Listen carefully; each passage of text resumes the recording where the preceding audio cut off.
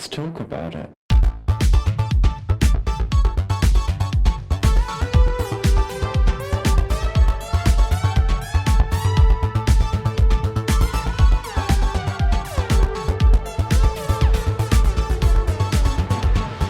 Hello and welcome back to Thicc Radio, the award-winning podcast where we talk about gaining, fetishism, and everything plus size. I'm James.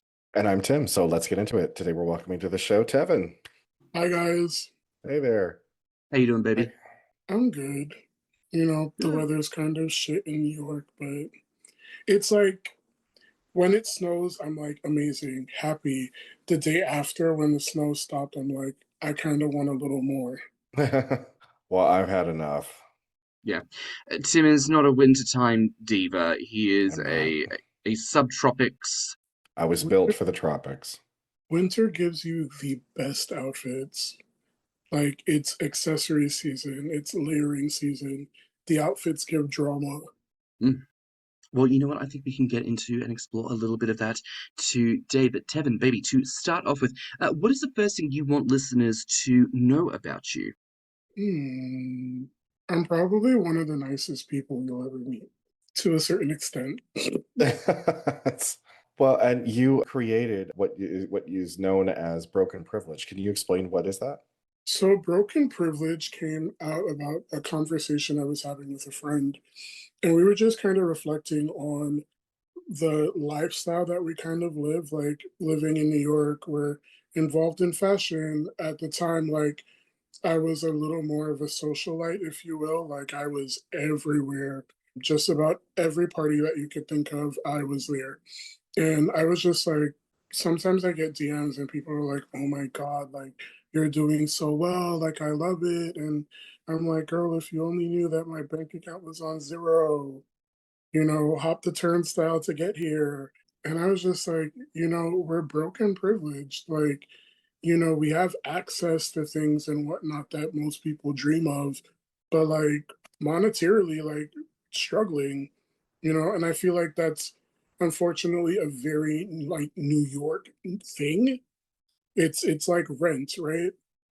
They were all like artists and creatives that were in New York chasing after a certain lifestyle that they wanted, but behind that was like heartache and strife by way of like finances or like health issues and just not really having a way of getting out of that.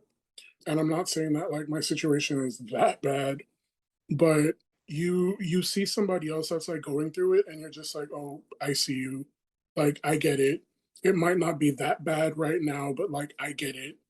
It makes sense. I feel like for many people who pursue any kind of like hustle or dream, there is this no one ever seems to really talk. Like we know it, that the dissonance between I want the thing versus I have the thing and all the things in the middle, like we know it's a little fucked.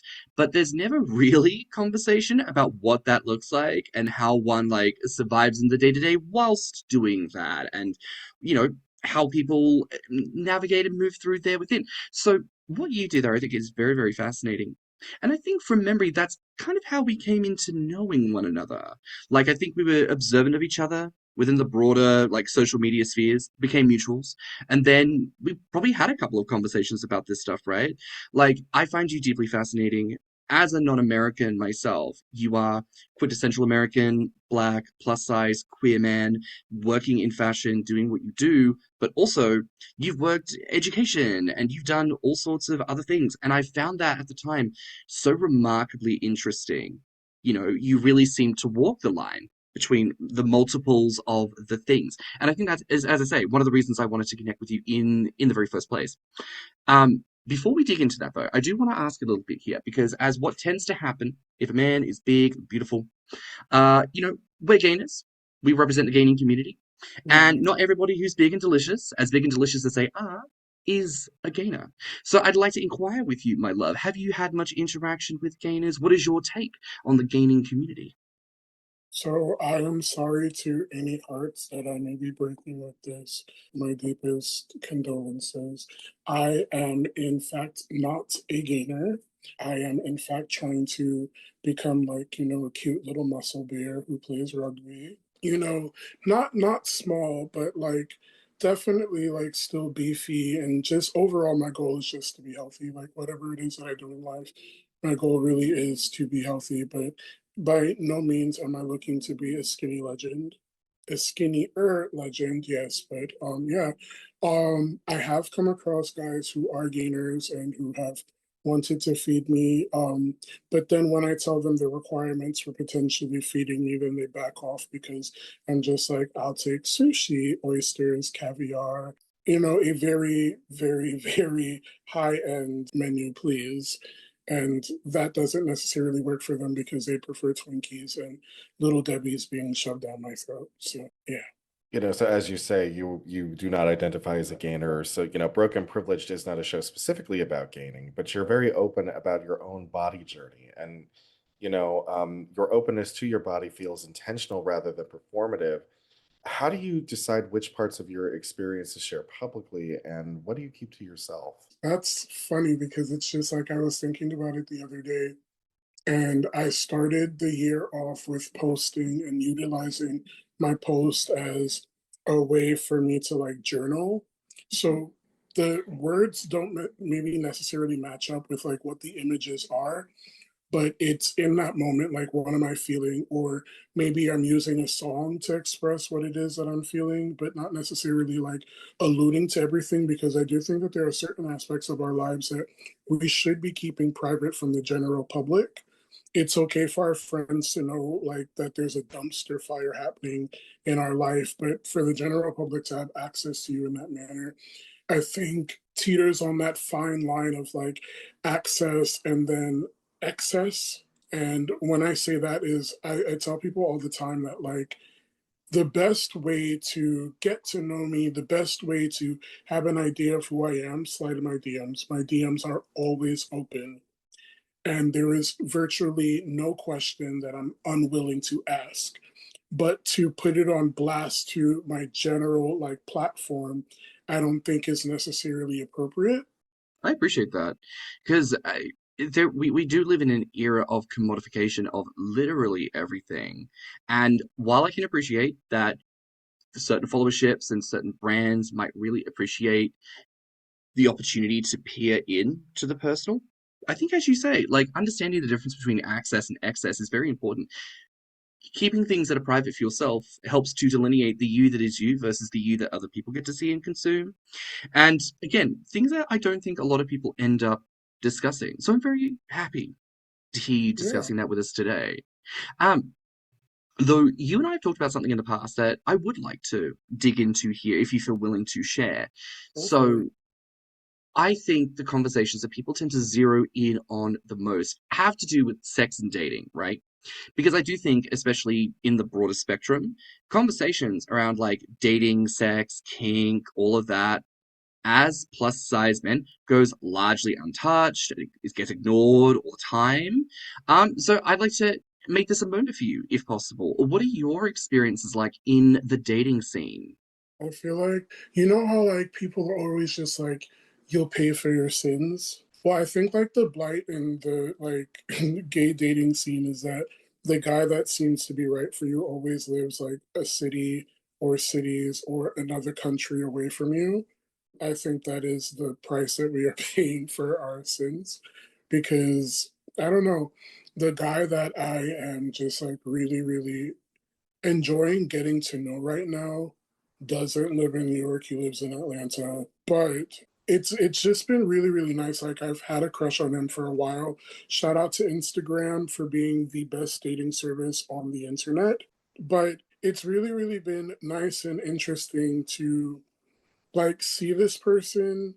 I've had a crush on them, to connect with them and to, then use technology to kind of bridge that gap between us. Like I express like what my love languages are and the things that I like. And, he likes those things as well. So it's been really, really nice to like spend that time getting to know him, and I'm very, very hopeful as to where things might lead. But that's not always the experience. I think that a lot of times, because people see me online in a certain light and they feel like they have that access to me, dating can be a little bit tumultuous because there's like misconceptions about who I am. Like, I've had people approach me and tell me that they believe that I would be standoffish and that I wouldn't be as receptive to possibly getting to know them as it turns out that I am. And I've always felt like that's kind of hurtful to my feelings because I feel like in a certain way it diminishes my character and it doesn't give me the opportunity to say, like, hey, I see you and I would like to get to know you too. So there's that aspect of it. And then there's the other aspect of people wanting you to be something that you're not. It seems like they like what it is that they see, but then they come with a list of things that they expect from you and demand from you. And when you're not able to deliver on that, it's a problem. Oh, girl, it happens with Janice all the time. Like, it does not matter that I represent myself authentically with what my limits are, what my wants and desires are. There are people, even to this day, who will message me and say, I'm interested in potentially doing something with you one-on-one, but I'm going to need you to do it like this. I'm going to need you to eat so many pizzas, wear this type of clothing. Baby, I don't own clothes like that. I Right. don't eat food like that, you know? So, like, that's never going to work. It's never going to happen like that. So you can't put that expectation on somebody because that's silly. Because at that point, it's like, well, then you're not really looking at me. You're looking at an idea. And like, I'm not obliged to fucking give you shit if that's not who the fuck I am or what I want to do. Because if I wanted to do that, I would do that. I'm Yeah. here being me because that's what I like. It's what I want. So like, in a weird way, reassuring to know that it happens in so many other spaces. But Yeah. also, it's still bullshit. Like, don't fucking do that, people. That shit's wild. I've also like I've had people tell me that they love me and that send me running for the hills because I'm like, you don't love me. You love the idea of me. You haven't really gotten to know me. Like, do you know that I collect dolls? Do you know that I have a niece and a nephew that I'm completely obsessed with? Do you know that I wear a size 13 shoe? Those are just like little random things that somebody that's really interested in you would get to know. And I had a guy one time tell me that like he felt like I wasn't really interested in him. And I had to take a step back and I had to think about it, right? Well, where is the disconnect here? You know, he was just like, you don't ask me many questions about me or, you know, things like that. And I'm just like, what am I doing wrong? Because I couldn't like possibly fathom like I wouldn't be inquisitive. And I like stayed there and I thought about it and I was just like, the disconnect is that I don't think that I'm that interested in you anymore. Not that I don't like you as a person or anything like that, but I had to stop and think maybe this disconnect is coming from maybe a place where I on a subconscious level am not capable of connecting with you in the way that you need and deserve. You know, I thought that just having general conversations and things is the way of getting to know somebody, but that's not everybody's communication style. That's not everybody's like love language. Some people need you to ask them questions. You know, it's more than just Yeah. conversation flow. But then for me, on the flip side, it's just like me remembering those conversations and stuff and feeling like somebody put it so perfectly into words that I remember is so much more romantic than I love you, because you can feel love for just about anybody. Like, I feel love for one of my lovers, you know. I'm not in love with him, but I do love him. I love him as a person. I think he's amazing. I love the time that we get to spend, you know, with each other. I love, you know, how much we've gotten to know each other over spending time with one another. But I'm not in love with him. But I remember the conversations that we have. I remember the things we talk about. And it's the same with that guy. I remember the things that we talk about. I remember the things that we did. But that was not enough for him. And that's okay.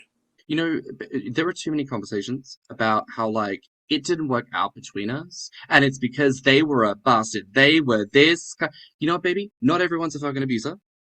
Okay? Like, not everybody, like, doesn't match up because they're actually the worst person in the world. Sometimes it's just not a connection, and sometimes it is you, and that also isn't an offensive thing to say. Like, I am not for everyone. I know that. Yeah, Why should I take it into myself to be like, oh, that person didn't vibe with me. There must be something wrong. No, baby, that's just like we're not going to be the ones that vibe. It doesn't mean I need to put any disrespect on their name or in their corner, right? I could just let them go and let God, baby. Thank you for, you know what? Thank you for giving me the time that you and I could both figure out that this wasn't going to work. Because with yeah, respect, let's finish this coffee and go our separate ways. And like, God bless and into the world. I do hope, because obviously I came to you in some instance. I had some amount of interest or attraction, and now I found out it's not going to work. So with respect, I want for you to go into the world and find what you need. I'm sorry that I wasn't that person, or that this isn't the vibe, but go on. And you can keep it pushing and keep it nice and neutral. Doesn't need to be any kind of anything. yeah. Also, there's nothing wrong with realizing that you two might be better off as friends, or there's nothing wrong with like parting ways and not talking again. It doesn't mean that there's bad blood. It doesn't mean that, like, any one of you were bad people. It just, not all of us are meant to connect. That's it. Sometimes our people are there for a reason and a season, and you learn from it and you move on. Yeah. You're not meant to take all things into yourself. We know this. We're not meant to be for all people. I don't want to be for all people. I don't like Yeah, most people. I don't want to be for most people. God damn it. Uh, but again, I appreciate this. And I think this is, again, the things that stand out to me about you, Tevin. When I think about the conversations we have, when I think about broken privilege, when I think about the conversations you've had with your show, like, you really do grant space to people to come with their full selves to say, well, this is just where I'm at. And it's not about apologizing or excusing or explaining. It's just, nah, this is me. This is what I think. This is where I'm at right now. And if it changes, cool. If it doesn't, fine. But we're showing up with our full selves and we're holding space for all of it at the same time.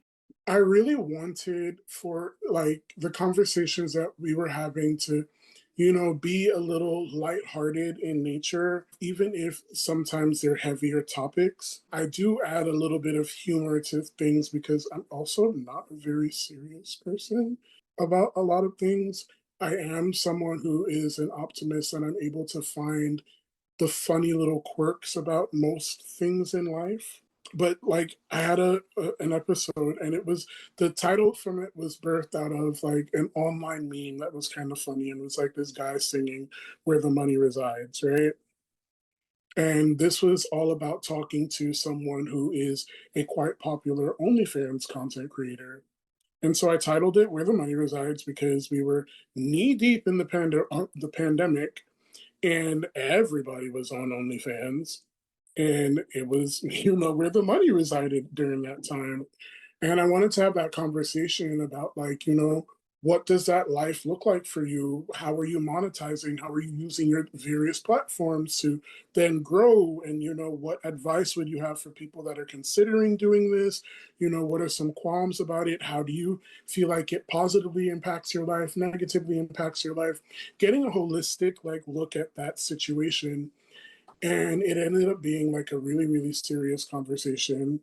And I was like 2 hours in it, and I was like, oh my God, Zoom is cutting me off. Like, we have to make another Zoom, and we have to patch this together. And like, I had no idea what I was doing. I was also working with an audio engineer to like get all of this together. Cause again, the pandemic was also where the money resides. So we could, do things and pay people for things. It was great. But then I was just like, this is more than what I like bargained for. Not that it was bad or anything, but I was just like, I wasn't expecting this. But then I realized maybe that's my superpower. People come and I tell them, like, hey, the idea is that we're just two friends on a couch talking, and the conversation will go wherever it needs to go. Like, I have questions and stuff, and I send them out to most people and let them look at them. But if there's something that's like pressing on your heart that pertains to the conversation, let's talk about it. Like, this is an open space. And I think people have used it for whatever ways that it's, provided them with something as much as it's provided me with something. Have I done a great job of, as of lately, editing recent episodes? know, but they're there. And so there is more broken privilege coming soon.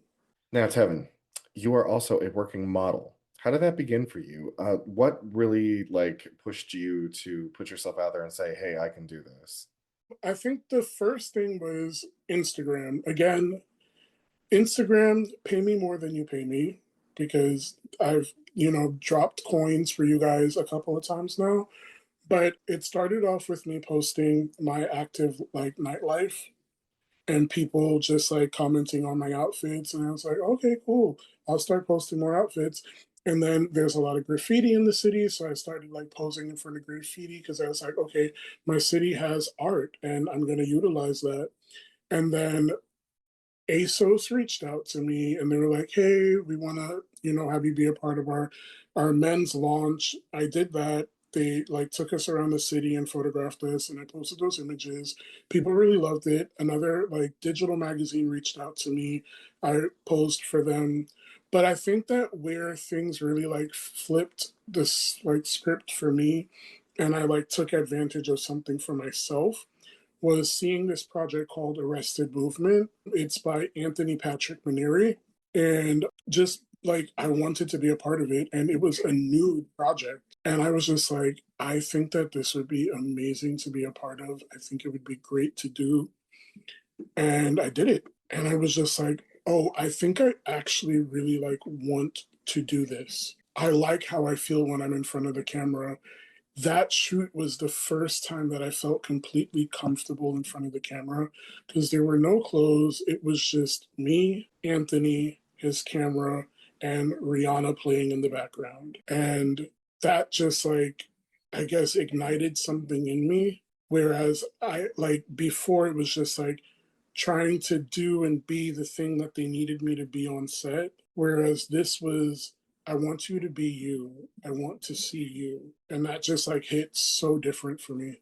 I can imagine. Again, circling into some of this conversation we've already had, you represent some real authenticity and a clear confidence to speak your mind about what you want and what's right for you. And I think there is a broader conversation to be had on representation within modeling, within opportunities that I think many people have heard before. But I want to ask you about it. Okay. You're a very on the ground, boots on the ground type of person. When you think about those moments, advocating for yourself and securing representation, what is that process like, especially in an industry that is not built for plus size bodies?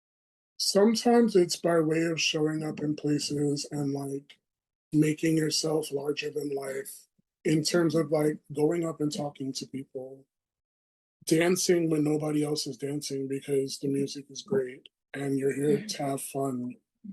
And there's a dance floor and everybody's just standing off to the side trying to outdo each other for who looks the most disinterested because I feel like that's the culture that we're in now, right? It's either like Yeah, it's everybody's anti-cringe. super in it Everything's cringe if you care.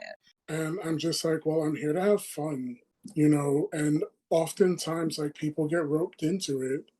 People come up and they want to dance with me, people want to have fun with me, and that's that.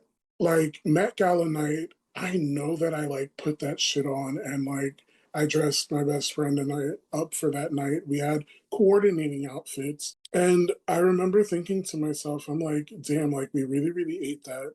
I really ate that. And it seems like these photographers just don't care. And then one photographer came up and was just like to my friend, "Can I take your picture?" And she does this often. She then turns around and she was just like, "This is my stylist and my best friend, and you need to take his picture too." And I love that she does that. I love that she always like makes strides to make sure that I also feel seen. But I'm gonna start asking photographers to take my picture. I'm okay with that. I'm okay with maybe coming off as being a little bit annoying and saying like, "Hey, please take my picture." I'm okay with that. The worst that they could say is no. The best that they could say is yes. And as a plus size model, how do you navigate not being sort of like narrowly boxed into a particular image or brand or something that like is going to narrow the field for you? Like how do you avoid that? I think that I can't avoid it, unfortunately. I'm short. I'm not hyper masculine. I'm not hyper feminine. I exist in the realm of just like literally me. And I don't think that a lot of people know how to market someone like me. Like I've had an agent say that she wouldn't know how to market my look per se because I am on the plus side, but I'm not, built like a football player and stuff like that. Like I am actually plus size. And then she was just like, on top of it, like, I could play with him if he were a little more feminine and stuff like that, because a lot of brands want feminine, like, presenting bigger bodies. And I'm not that, unfortunately. I don't wear makeup. I don't do the whole like, femme presenting thing.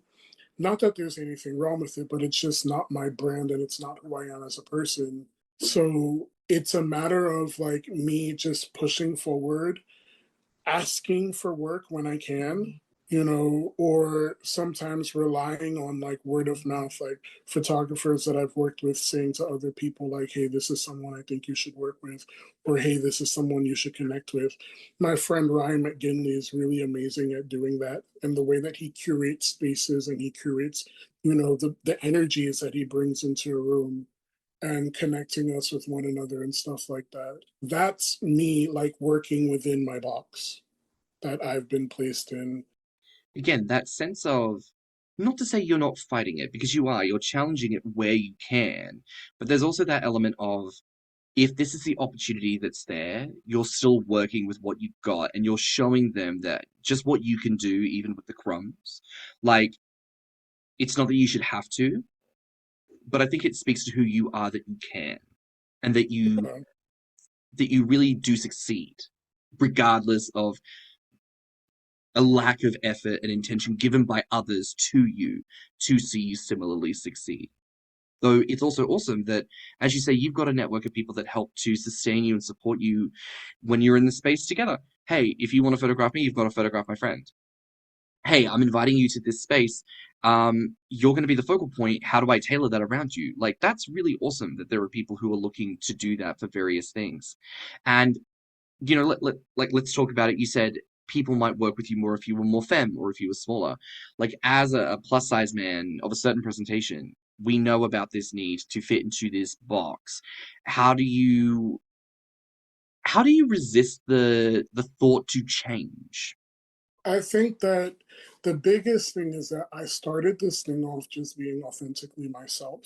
And that's literally all I can be because I'm okay with doing something different for a project if me presenting in a certain way is what calls for the character that you're creating in this project, because I am also an actor. I'm completely fine with that. But if you're coming to me and you're telling me you want to hire Tevin because you love my look and stuff like that, and then you're telling me, but I need you to fem it up because like the makeup directive is this, and that, and while we love your look, we just feel like this would just be a little cooler.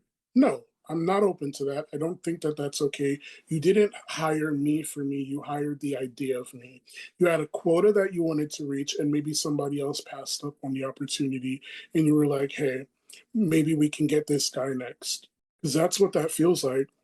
Because there are other, like, femme presenting guys who look similar to me that would be more than willing to do that job because they would not be compromising on themselves. It would be them being themselves on set. On the flip side, I did a photo shoot where I was in drag, right? And with that, I like speaking to the photographer and understanding his vision and stuff like that. I told him like, "Hey, this is not something that I've done, and I do feel a certain level of discomfort with it because that's just not my ministry. That's not where I am." And he was just like, "Well, I picked you for it because I know that you act.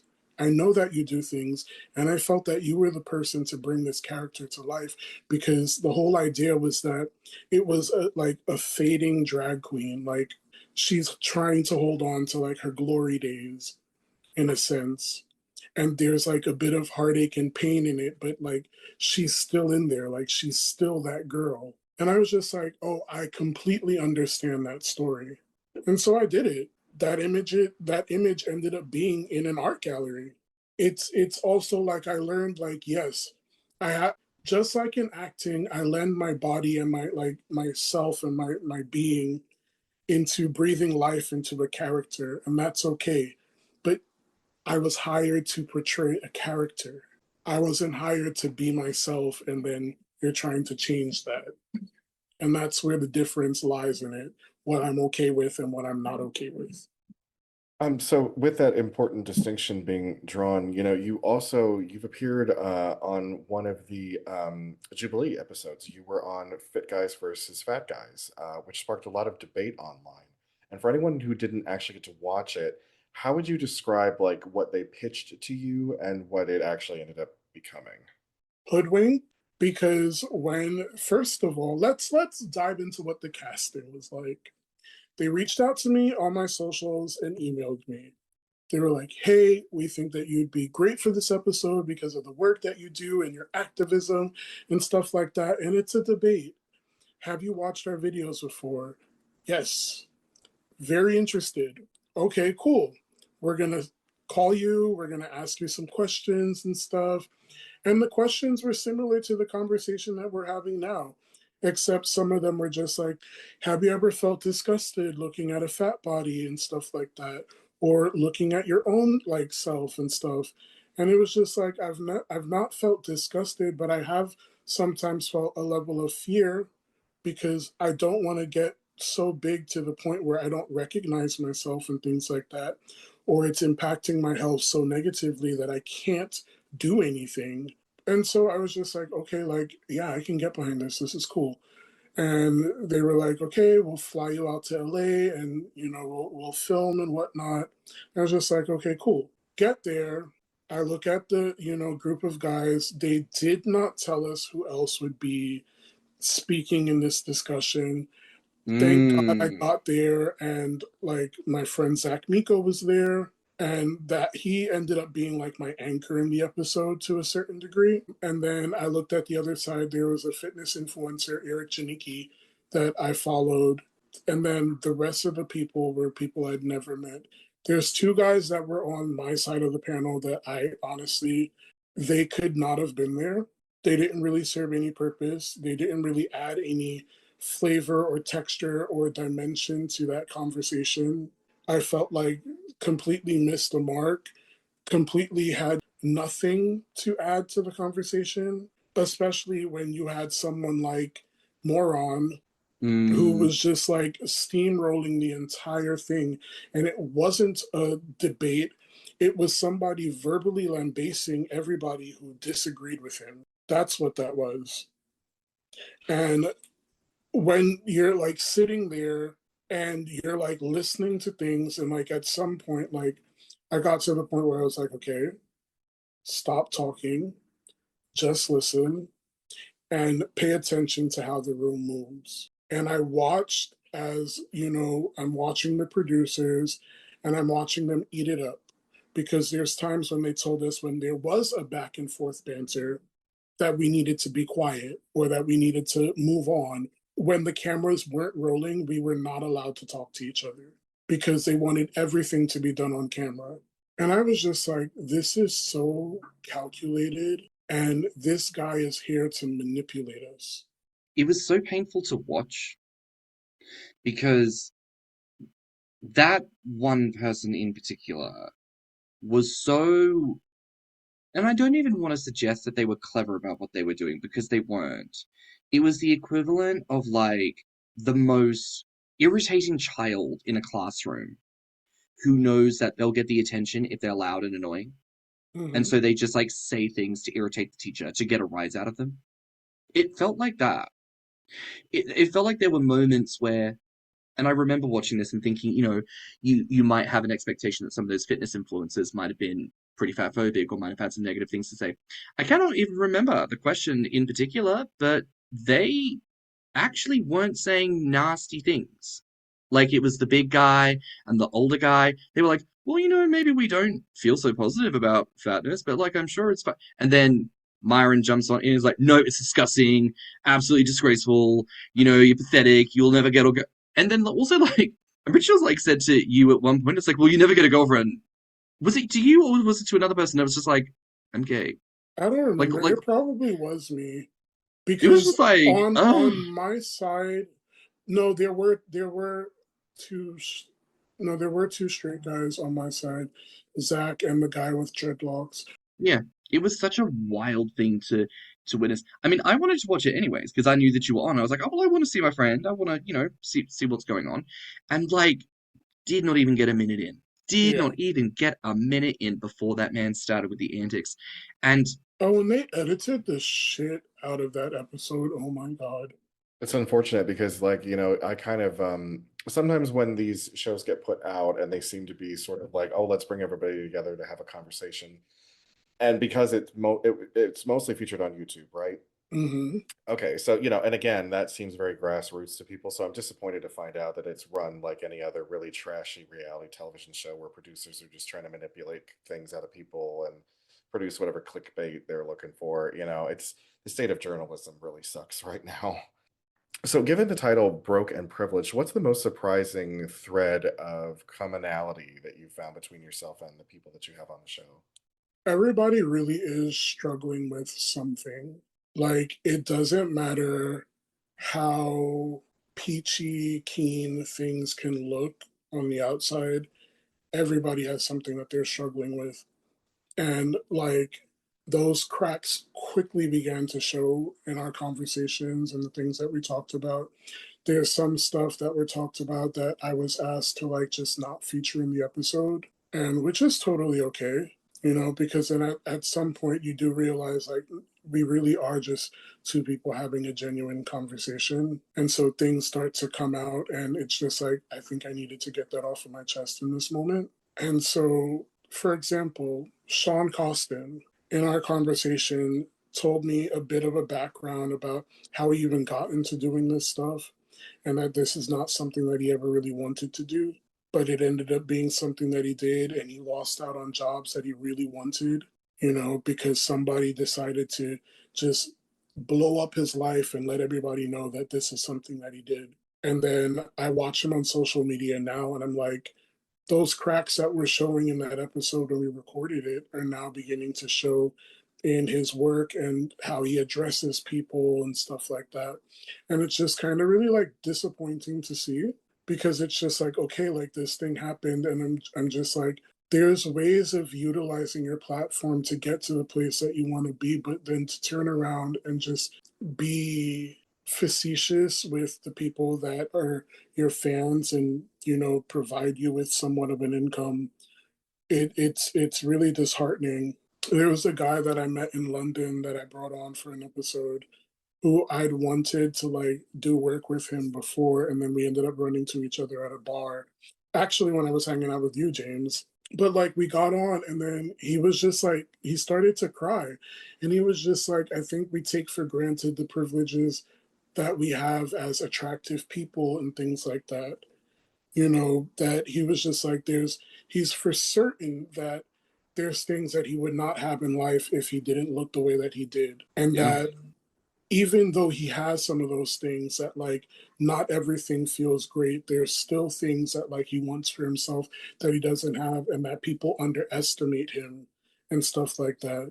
He hasn't been on social media in years, and we've fallen out of touch with each other, but that kind of stuck with me again, because it's just like, you from the outside look in and you're like, this person seems to just really like be in a joyful place.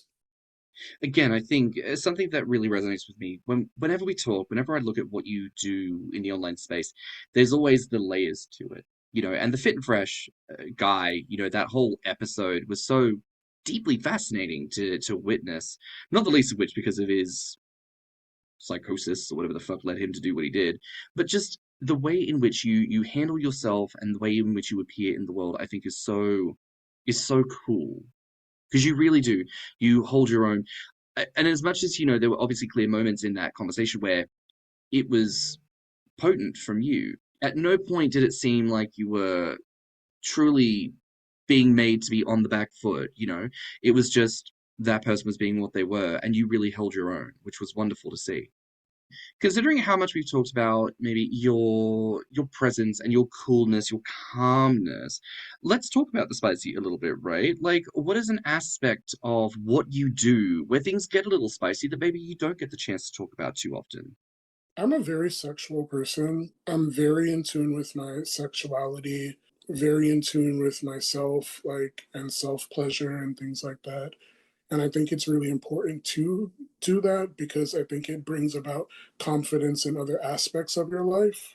But I think sometimes when I display that online, like I get pushback from like family members and things like that. But I'm also just like, I'm a grown ass 30 something year old man who has free will to do as he pleases. Am I always happy with my body? No. But am I happy with my body a lot of the time? Yes. Do I find my body attractive? Yes. And do I feel like sometimes I want to show off my body? Absolutely. I absolutely loathe when people tell me to put a shirt on. Like, I've had my father tell me that, like, maybe the way for me to gain a better audience and stuff again is for me to, like, maybe cover up a little bit more. And I had to tell him, I was just like, I don't think it's fair of you to ask me to do that because would you say the same if I were skinnier, or if I were more muscular? Would you offer me that same advice if this were the flip side? And he's just like, I don't know. And I was just like, well, what makes my body different from those bodies? The level of acceptance, the level of attraction, because that's definitely not it. If I most oftentimes if I post a picture where I'm shirtless, the views are up, the DMs are crazy. I'll post an outfit that I'm like truly proud of and it'll struggle to get some likes and shares, or it doesn't get promoted as heavy by Instagram. So it's quite interesting. Yeah, for sure. And when you look to the future, maybe even this year specifically, is there anything coming up that gives you license to be a little more spicy? It's a good question. As of right now, I don't think so. I think the one big project that I am working on isn't spicy, but it has a very, very strong voice. I can say that much. There is a very clear message behind it, a very clear thought. It's very intentional in its nature, and I do believe that it'll have high impact. And we kind of ask everybody this question. It's a bit of a fun one. What food brings you life, and what food gives you peace? Brings me life, extra crispy french fries, a dash of salt, a side of mayo, and for my drink, it's more than likely a lemonade. Bonus points if it's the cucumber lemonade from Cheesecake Factory. And then food that brings me peace. This is very, very specific. Eggplant and tofu in brown sauce from the Chinese food restaurant with a homemade iced tea and an order of fried crab wontons. Okay. It'll do it every time. Now you're making me Uh, want Chinese food. mm. Ooh, and sushi. But sushi is more than like brings me peace, gives me life. Like sushi is like I'm in a very committed relationship with sushi. Devin, as we begin to close out, my love, I want to ask you, we've talked about so many different things today. What do you want the listeners to take away from today's conversation? Take up space figuratively and literally. Wear that thing that's in the back of your closet that you question if you can or cannot wear it. That you question if it's appropriate for your body type and things like that. Put it on and you'll figure it out. If you bought it, it means that it caught your eye. It meant something to you for you to have it. So don't let other people's perceptions of you or perceptions of how you're presenting yourself stop you from wearing the things that you want to.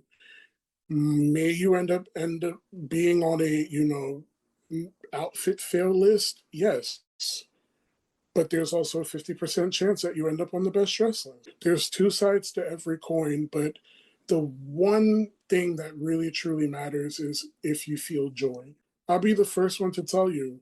I'll comment on somebody's outfit and I'll say that I don't like it, but I'll also point out the things that I do like about their outfits because I think it's important to point out the successes. Or sometimes I'll say, like, hey, wasn't really feeling this, but I love this piece. And I feel like if you just swap this out or change this one thing, it would have been a knock out the park for me. but I see and respect you. I think that some people tend to think that when people say they don't like something, they're being a hater, when in actuality, no, it's just an opinion, and we can't expect everybody to like something because we like or love it. But what I can say is that I love it for you. I may not like it, but I love it for you. If you are happy, I love it for you. I love that. Tevin, this has been an absolute blast having you on, my love. Where can the people find you online? You can find me on Instagram at fatchuckbass, on TikTok at fatchuckbass, on Twitter/X at itsfcbass. You can also find my podcast, Broken Privilege, on anywhere that you can stream podcasts. And I will be making more strides to add a video aspect to the podcast because you guys deserve to see this face all the time. I love it. Y'all, that is it for another week here on Thicc Radio. Please remember to like and subscribe, rate us 5 stars, and leave us a good review. Now, if you liked this episode, the podcast, our guest, or just us in general, please share it with your friends and encourage them to tune in. You can find me on Instagram and BlueSky at stannnum. And you can find me on Instagram at thiccmouse and Grommr at Orpheus. You can also find us on Instagram, YouTube, and TikTok at Thicc Radio, or visit our website at podpage.com/Thicc Radio. If you'd like to become a financial supporter of the show, you can donate through our PayPal, and you can always email us at thiccradio@gmail.com. So until next time, bye, Fats. Bye, Fats. Bye, Fats.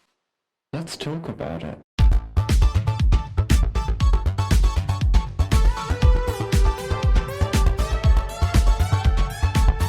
Thicc Radio is a Spotify podcast. Artwork, media design, editing, and production by James Heinzen. With original theme music by CYMK.